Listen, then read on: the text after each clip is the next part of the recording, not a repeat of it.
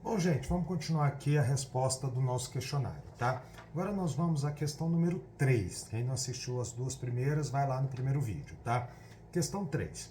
Pode-se afirmar que os estados modernos são uma união das teorias contratualistas. Explica a contribuição de cada autor contratualista à formação do Estado moderno. Senhores, isso aqui está ligado justamente à teoria dos três autores e à forma como eles entendem o seu estado de natureza, a forma como o contrato é celebrado e, consequentemente, a forma da sociedade civil que eles criam ou que eles entendem ser a forma mais adequada. Vocês me desculpem, eu dei uma mexidinha aqui na câmera, porque ela saiu do ângulo, mas nada que vai afetar aqui o resultado. Então, como eles veem, o contrato social, o homem, o seu estado de natureza, a condição natural do homem, o seu contrato e, consequentemente, a sua sociedade civil. Então, a gente tem que entender da seguinte forma. Cada um deles tem uma concepção de estado de natureza. Esse estado de natureza vai trazer um problema que vai gerar a necessidade da celebração de um contrato social e, consequentemente, também uma determinada sociedade civil contribuindo na sua evolução para o que nós hoje chamamos de Estado moderno. Então vamos começar seguindo uma ordem cronológica, começando com o pensamento hobbesiano, depois a gente vai para o pensamento de Locke e finalmente para o pensamento de Rousseau. Começando com Hobbes, então lembrar aos senhores que Hobbes acredita que o estado de natureza é um estado de guerra de todos contra todos, onde o que impera é a violência dos homens, ou seja, um homem atacando outro homem para garantir a sua sobrevivência absoluta. Esse estado de guerra ameaça a vida dos indivíduos e ele é criado a partir desta falsa sensação de liberdade que existe nesse estado de natureza. Então, homens racionais celebram um contrato social para entrarem em sociedade civil. E como esse contrato de Hobbes ele é celebrado? Ele é celebrado fazendo com que os homens, lembra que a gente falou? Os homens abrem mão de toda a sua liberdade para ingressarem na sociedade civil. Então, eu, Valdir, abro mão de toda a minha liberdade, desde que você também assim o faça. E todos os homens celebram este contrato abrindo mão da sua liberdade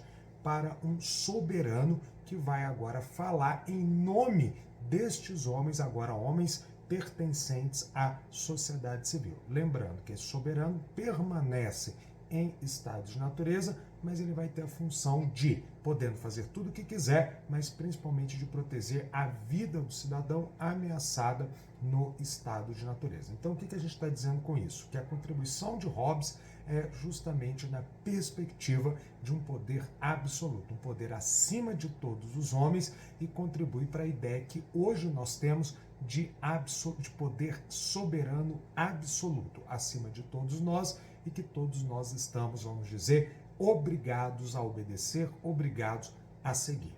Já para Locke, nós temos uma outra concepção onde o que prevalece é justamente a ideia de uma sociedade onde já havia direitos naturais antes da própria criação do Estado, já vimos isso no vídeo 1, e que os homens viviam em relativa paz e que o homem era relativamente bom. Mas quando, ou melhor, quando começa a existir um processo de escassez e a sobrevivência do homem ela é ameaçada, esse homem racional também vai celebrar um contrato social. Mas atenção, não um contrato onde ele abre mão de toda a sua liberdade e dá essa liberdade para o poder absoluto. Ele ainda acredita sim, como Hobbes, na existência de um poder absoluto. Só que, segundo Locke, os homens celebram o contrato social no sentido justamente de abrirem mão de falarem o direito individualmente e passam a dizer o direito de forma coletiva. O que Locke está querendo dizer? É justamente o direito à liberdade, o Estado liberal. Aonde? Diferente de Hobbes, você continua tendo um poder absoluto, mas não um poder absoluto em que todos estamos submetidos sem questionamentos, o Estado absolutista.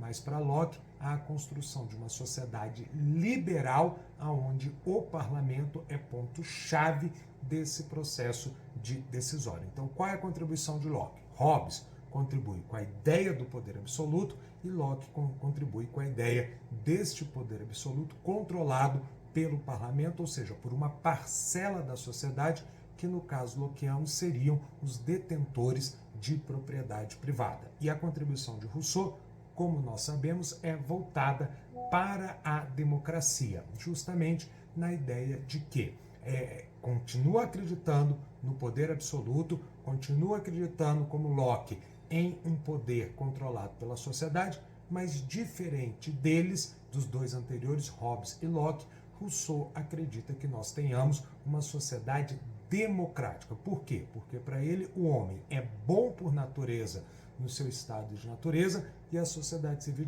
deveria continuar a garantir esta bondade, esta condição natural do homem, que seria por meio do Estado soberano, e essa soberania representada pela vontade geral, que era a vontade ou o consenso dentro da sociedade, o consenso de todos dentro da sociedade. Por isso que ele faz a sua contribuição como sendo a democracia. Então, contribuição Hobbes, primeira, a ideia de um Estado absoluto.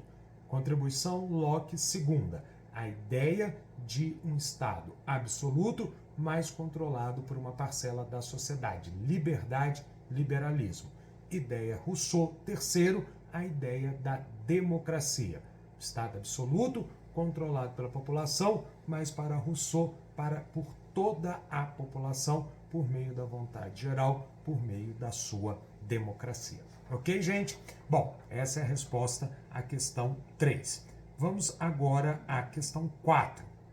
Analise como o conceito de Estado se desenvolveu desde suas origens históricas até as formas atuais. Bom, primeiramente, lembrar a vocês que a evolução do Estado a gente pode enxergar de duas maneiras. A evolução histórica, que a gente aprende dentro dos cursos de história que aprendemos lá no nosso colégio, no primeiro grau, no segundo grau, onde o Estado moderno ele é fruto de uma evolução histórica do Estado feudal, antes bastante fragmentado, que com o tempo ele vai se unificando até chegar a esta figura que nós chamamos de Estado moderno. E temos as perspectivas também da ciência política e a evolução da ciência política. Lembrando que a primeira análise que nós podemos fazer nesse sentido é a análise dos contratualistas, que o Estado é fruto desse processo contratualista de criação e desenvolvimento do Estado. Mas o que eu mais queria nessa resposta a essa questão que vocês fizessem seria aquela baseada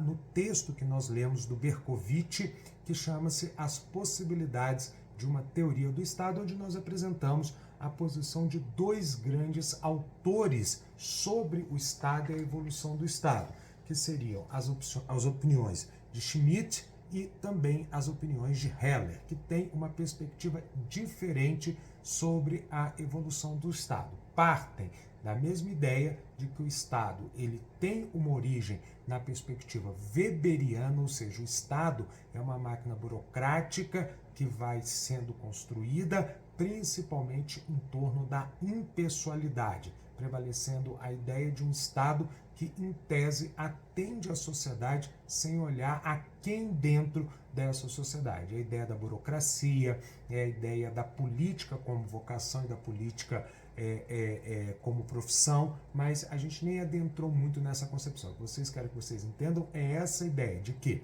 na concepção tanto do Heller quanto do Schmitt, eu vou tendo um processo evolutivo do Estado, onde o Estado ele chega em uma determinada encruzilhada, uma vez que o Estado ele passa a representar uma concepção de uma sociedade heterogênea. Então a gente tem um Estado que nasce absoluto, lá na concepção até mesmo hobbesiana, um Estado que nasce homogêneo na sua composição, onde poucos tomavam parte do processo decisório e que a partir do final do século XIX ele começa a ganhar a entrada da população dentro deste processo, seja por meio do sufrágio universal, seja por meio de políticas sociais de inclusão da sociedade dentro do processo político. E esta entrada da sociedade no processo político altera a concepção do Estado, chegando então à discussão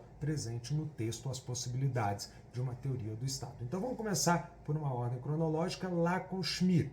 aonde o Schmitt ele vai nos apresentar uma concepção de que o Estado, quando ele ganha essa áurea heterogênea, ou seja, de várias pessoas presentes dentro do Estado e principalmente onde os desejos dessas pessoas passam a compor uma necessidade de atuação do Estado, Schmitt ele acredita que o Estado deveria ter uma concepção autoritária, onde o Estado estaria acima da sociedade e teria a função justamente de, por meio desta autoridade superior, independente das disputas entre segmentos, entre grupos sociais, ele arbitraria uma homogeneidade dentro do Estado, um Estado mais autoritário na sua concepção evolutiva. Para o Schmitt, só um Estado autoritário poderia cumprir a sua função de atender aos interesses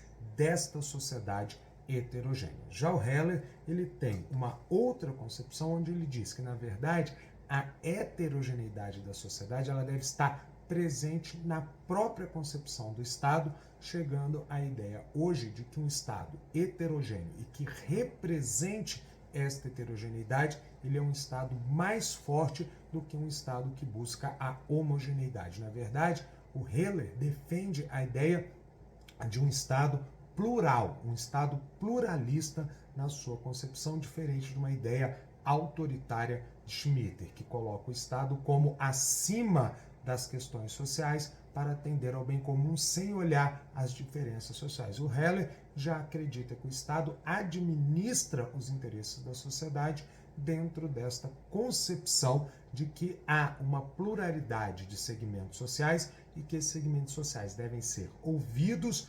escutados e atendidos dentro da possibilidade pelo próprio Estado. Perfeito? Gente, para não ficar muito grande e não termos 3 vídeos, eu já vou para a questão 5, porque aí a gente já fica só com 2 vídeos de resposta, tá? Então, questão 5. Quais são os elementos constitutivos essenciais que definem o Estado moderno e como eles se interrelacionam para estabelecer a estrutura de governança contemporânea? Discuta como a soberania, o território, a população e o governo são elementos fundamentais na construção e no funcionamento do Estado moderno. Aqui, na verdade, senhores, eu queria que você discutisse a nossa última aula, que foi justamente aquela que falou sobre os elementos constitutivos do Estado. Nós temos 3 elementos essenciais que constituem o Estado, que é a soberania, o povo e o território. Lembrando a vocês que o povo, que primeiro, vou até começar por outra questão, território. Território é a base física aonde o Estado atua. Então, se eu falo território brasileiro, eu estou falando da base física do território brasileiro. Também eu tenho o povo, que seria justamente aquele que exerce o poder soberano dentro de um Estado moderno. E, finalmente, a própria soberania, que é o poder absoluto, uno e indivisível de um Estado, que é justamente aquele poder de dizer o direito, de controlar a vida em sociedade conforme os interesses deste povo, que é o detentor titular do poder soberano dentro de um determinado território. Atenção! Não confundam povo com população. População, juridicamente, são todos aqueles que moram em um determinado território. Povo são aqueles que têm o caráter de cidadania ou de exercício do poder soberano. Todos aqueles que podem dizer ou falar ou fazer ou construir o poder soberano são identificados como povo dentro de um determinado Estado. Então, esses 3 elementos, soberania, povo e território, são elementos essenciais que sem eles não existe o próprio Estado ou a existência do Estado, sendo que o 4º elemento, o governo, não é um elemento consensual dentro da doutrina. Alguns doutrinadores colocam o governo como parte essencial do Estado, outros não colocam. Mas qual a importância do governo, ou de entendermos o governo? É que, primeiro, não podemos confundir governo com Estado. Estado é o ente soberano de um determinado território que exerce essa soberania pelo povo e para o povo de um determinado Estado, enquanto o governo nada mais é do que a máquina administrativa do Estado. Quando eu tenho um Estado, alguém deve administrar esse Estado em nome da sociedade. E quem faz essa administração deste poder soberano desse Estado em nome da sociedade é justamente o governo, que são as pessoas eleitas ou, de alguma forma, escolhidas pela sociedade para compor a máquina administrativa do Estado. Então lembre-se disso, o governo é máquina administrativa do Estado, enquanto o Estado é o ente soberano que exerce soberania absoluta sobre uma determinada população e um determinado povo em um determinado território, tá certo?